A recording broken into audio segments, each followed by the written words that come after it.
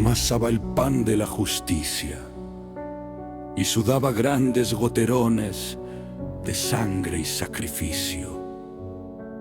Parecía oro el fuego en el horno recalentado.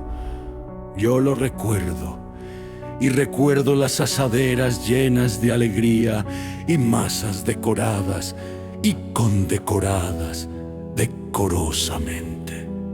¿Cómo no recordarlo?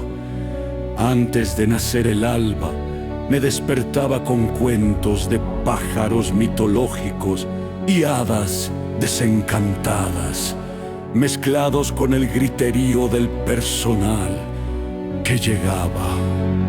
Aquí más rosqueta, allá más pan francés, más queso a la masa, más levadura, más leña al horno, y después de una hora, el oro de cada día, el pan de cada día, el sol de cada día alumbraba la panadería de Bonifacio Domínguez y su tripulación de navegantes o conquistadores, su ejército de combatientes invencibles.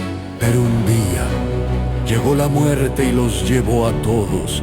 Desde entonces, y como antes, yo me despierto al alba, entre las estrellas del cielo, a buscar el pan de cada día, el oro de cada día, o si tal vez pudiera ver y escuchar una vez más el bullicio del personal en la panadería, las delicias de Bonifacio Domínguez.